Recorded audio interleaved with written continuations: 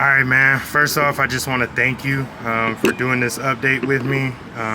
You're amazing, man. I value time. I know you value time, so I'm not here to waste yours. And we're going to start from the top, man. All right. Name, age, and current living situation. My name's Chris. Age is 55. Current living situation is on the street.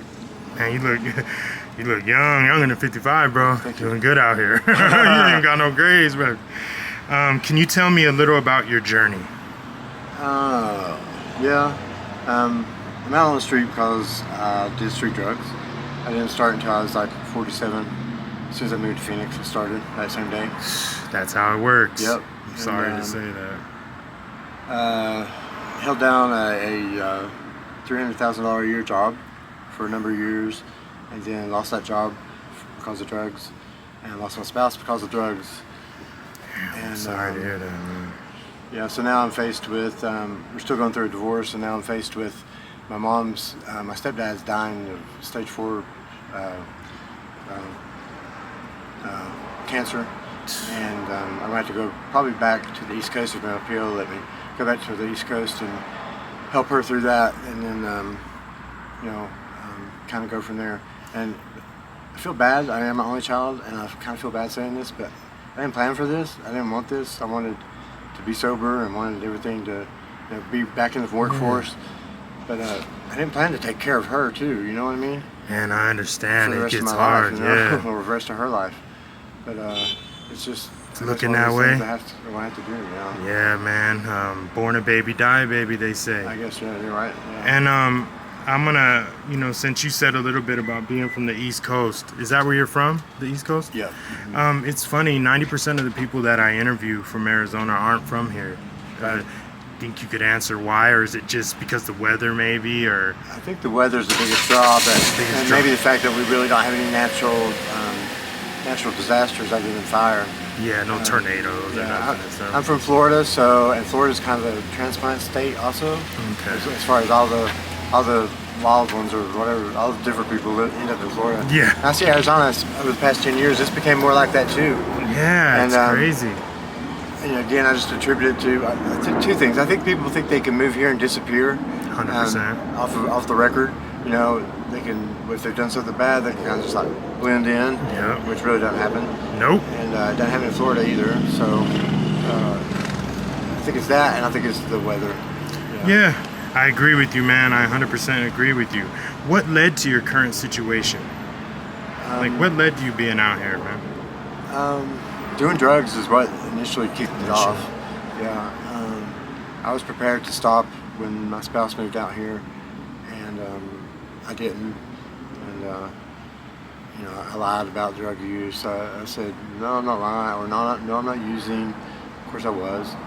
And everything goes on with using drugs, so It always the starts lying, with the that. sex, the stepping out, everything goes with it, right? Yeah, 100%, man. And he got fed up with it and kicked me out. So we owned a house together, and we sold that house, and he owns another house now.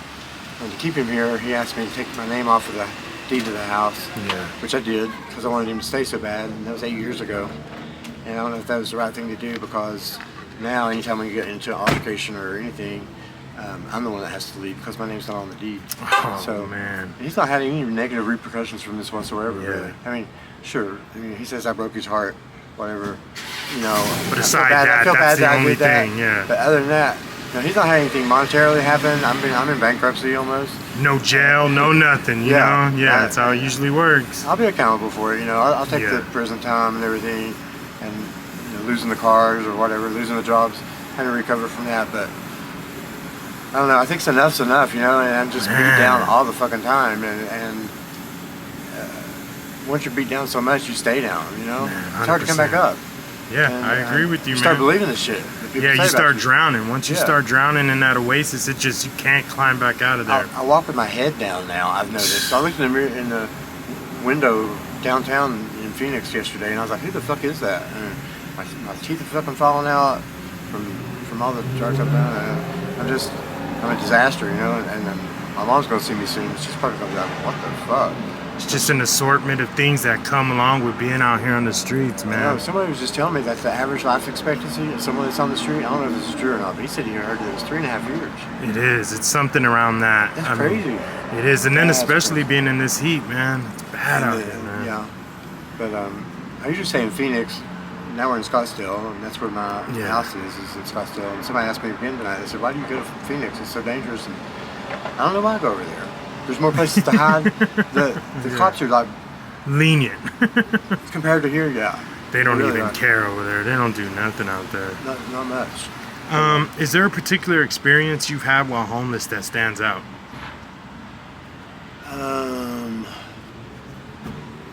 There's been a couple.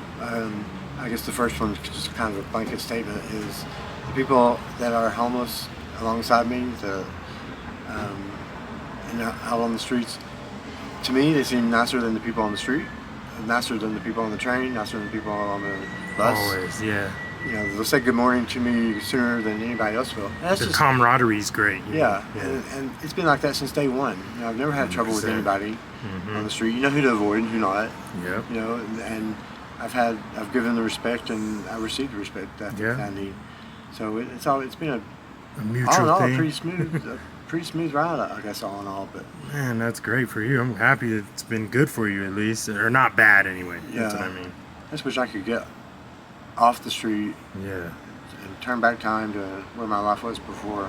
yeah, 100%, man. You can do it. I mean, I'm here to let you know. I know you can do it. You know, you're definitely acute and smart. You know what I'm saying? You're definitely, you know, you can talk real well, and I could tell you're educated. So you, if anyone could do it, you got a good chance at doing it. You know. So What keeps you getting through your times?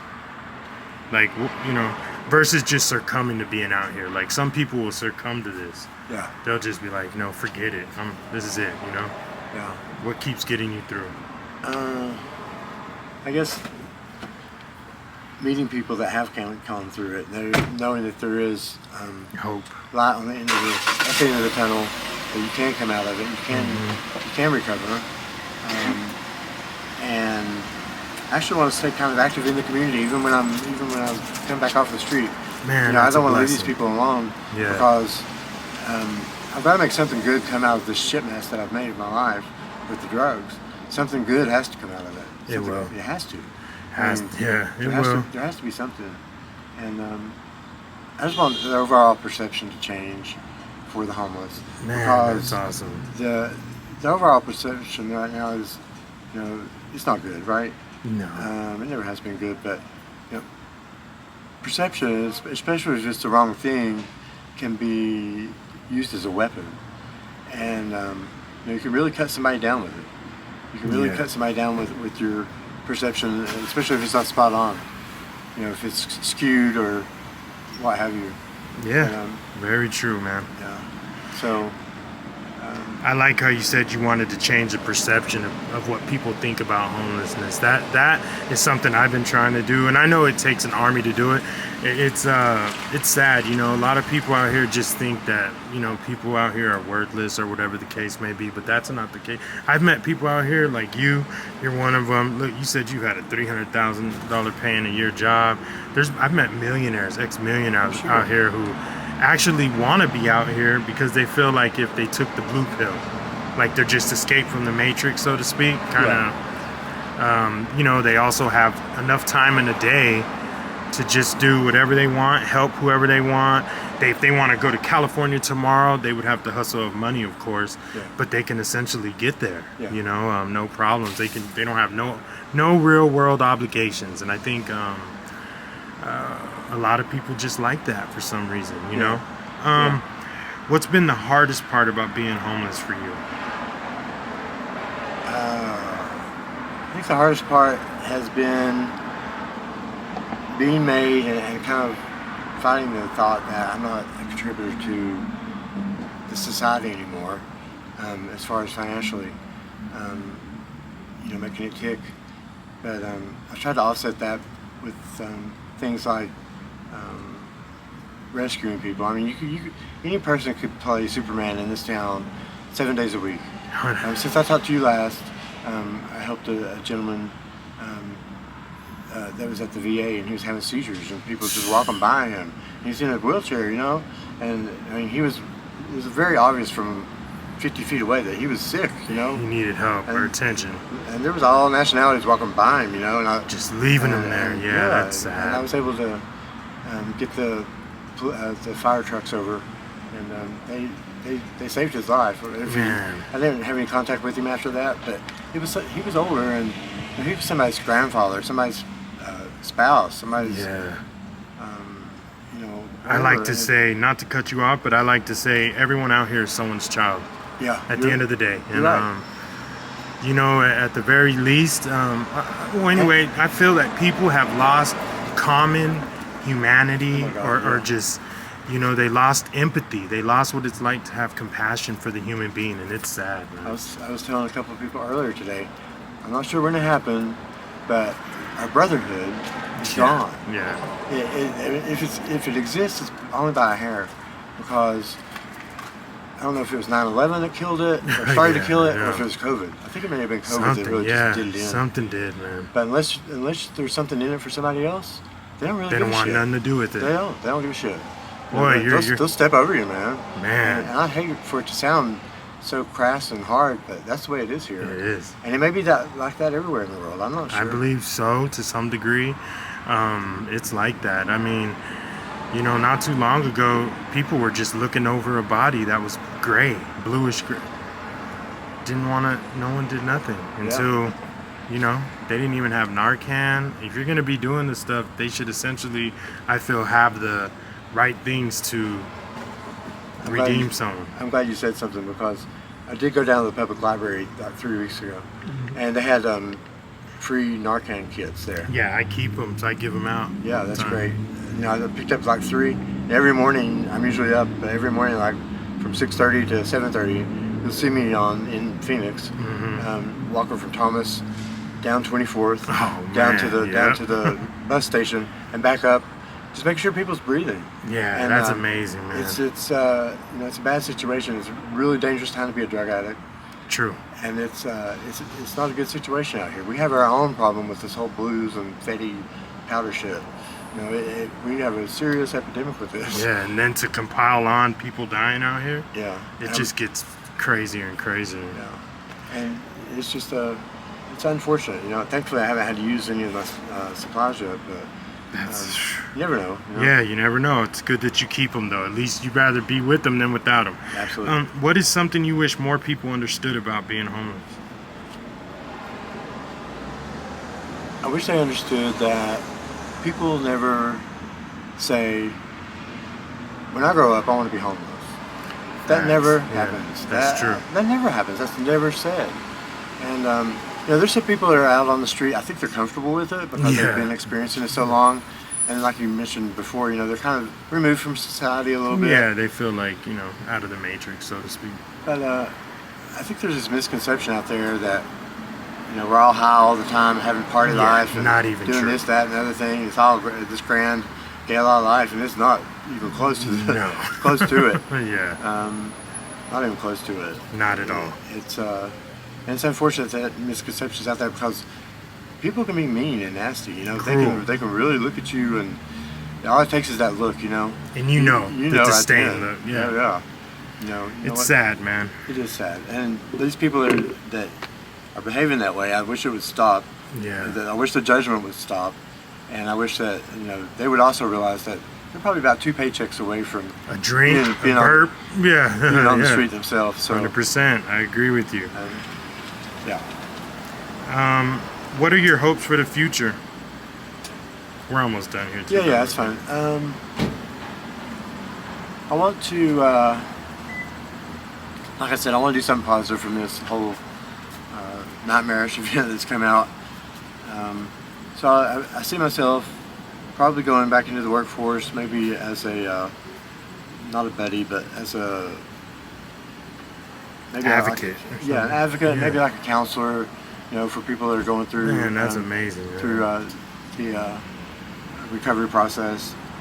I think I'd be good at that. Oh yeah. And, I feel like that would be something good that comes out of it. It'll still keep me, you know, it'd be like a double-edged sword for me. It'll still keep me involved with the environment, with the family, you know, Yeah. with the people. I'll still That's be awesome, man. I'll be able to take all this life experience that you're Yeah. recording to 100%, say, yeah. I remember. I'll be like, yeah, I remember that. I remember that, yeah. Are there places or services that have been particularly helpful to you? There are. Care to name them? Yeah, Or name McDonald's a has been great. Awesome. This year, Shout out McDonald's. They give out ice water readily. Man, that's They don't cool. question you or anything about that. Who else? Circle K's been great. Always the Circle K's. Yep, Yeah. they've been great. You know, in exchange for some work, sometimes they help you out with different things. Yeah. Who else has been good? Great. Yeah. I can tell you one thing that's been hard. It's using anyone's phone. Any business's Oh, I phone. know. It's impossible. Yeah, they don't want nobody to use nothing. Yeah. The cell phone doesn't have. The cell phone uses that Obama's Yeah. plan talked about. CAS or any organization out here does not have administration over that. So Yeah. it's very loosey goosey, and you're basically at the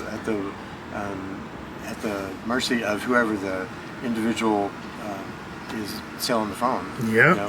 That's true. So I think that's worth mentioning. And I went to like 5 different businesses trying to help a dog the other morning. It's like a 160-pound Yeah, English they don't bulldog. even let nobody. Yeah, they never Yeah, do. they looked at me like, no. Are you no. crazy? You want to use a phone? Never. Yeah, to help a 160-pound English bulldog, they thought I was making up the story. I think, Yeah. you know, but, Yeah, they're awful. so it's hard to use somebody's phone. Yeah, it definitely is. You're right about that. And last question, man. Do you have a Cash App or Venmo or anything you would like to shout out just in case anyone who sees this interview and feels compassion or empathy towards your plight and situation? You never know. They might want to donate to you, man. Yeah. Do you have a Cash App or something? Would you like to say it? No, I think I'm good on that. Okay, that's fine. that's Yeah. fine. Yep. And I want to thank you so much. Pleasure. It's been a pleasure. Every time I talk to you, it's nice, man. A Yeah, good we- conversation. You know, I Absolutely. really appreciate that. You never waste my time. I don't want to waste yours. So nice thank to- you so much, You're man. welcome. It's nice to talk to someone. Something else we don't do much out here is talk to each other. So That's one thing I like to try to do. Talk to everybody, and I'm going to keep it going. Please Thank do. you so much, buddy. okay. Bye. Thanks.